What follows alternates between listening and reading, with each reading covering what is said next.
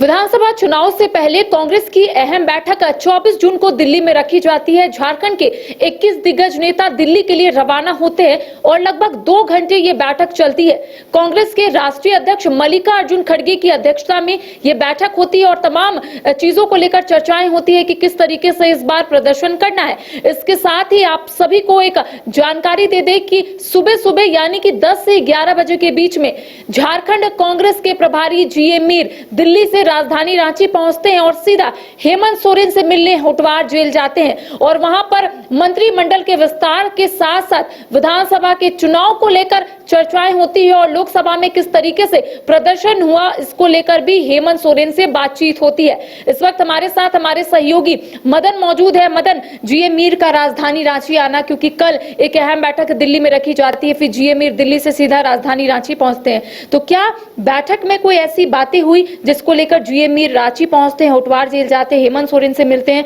और सीधा दिल्ली के लिए रवाना हो जाते हैं? देखिए, इसको इतने आसानी से नहीं समझना चाहिए और ये जो प्रक्रिया है वो इससे आप समझ सकते हैं कि कल कांग्रेस के तमाम जो झारखंड के बड़े नेता हैं वो दिल्ली में मौजूद रहते हैं और वहाँ बैठक होती है। फिर वहाँ से मंथन से जो चीज़ें निकलती है उसके बाद हेमंत सोरेन से मिलने के लिए जीए मीर को झारखंड आना पड़ता है, वो भी गुप्त दौरे पर, और होटवार जेल में जाकर के घंटों मंथन करना पड़ता है। जरूर ये है कि सरकार में जो अब एक तरह से मंत्रिमंडल का विस्तार होना है, ऐसे में किसको कौन सा पद दिया जाए, और जो नई चीज़ें सामने आई हैं उसमें यह है कि कल्पना सोरेन भी चुनाव जीत कर आई हैं, तो क्या उनको भी मंत्रिमंडल में शामिल किया जाएगा, उन्हें कौन सा पद दिया जाएगा। एक तमाम कई तरह की परिस्थितियां बनी है जिसको लेकर के कांग्रेस के आलाकमान को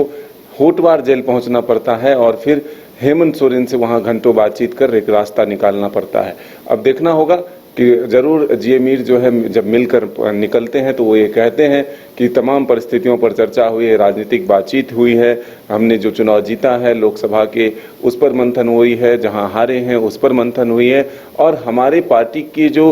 अपने जनाधार हैं, हमारी जो स्थिति जहां मजबूत है, जो हम चीज़ों को लेकर के आगे बढ़ रहे हैं, ऐसे में उससे भी अवगत कराया, यानी कि सीट को लेकर के भी झारखंड में कितने सीटों पर कांग्रेस चुनाव लड़ सकती है, इसको लेकर के भी एक बातचीत का दौर जो है हेमंत सोरेन से बढ़ा होगा। लेकिन ऐसी कौन सी परिस्थिति आ गई मदन की दिल्ली में कल बैठक होती है, देर शाम तक ये बैठक चलती है, उसके बाद सीधा जीए मीर राजधानी रांची पहुंचते, तो क्या आला कमान की ओर से कोई दिशा निर्देश दिए गए थे और यही वजह थी कि जीए मीर आते हैं, हेमंत सोरेन तक अपनी बात को पहुंचाने की कोशिश करते हैं, होटवार जेल जाते हैं, तो क्या लगता है कि कुछ दिशा निर्देश दिए गए हैं क्या? जरूर इससे तो ये बातें सामने आ रही है। अब फिलहाल एक्यूरेट चीज़ें क्या है ये तो धीरे धीरे सामने आएगा, लेकिन ये जरूर माना जा सकता है कि जब कांग्रेस के नेताओं को कोई बातें ऐसी हैं जो पसंद नहीं आ रही है, जिसको लेकर के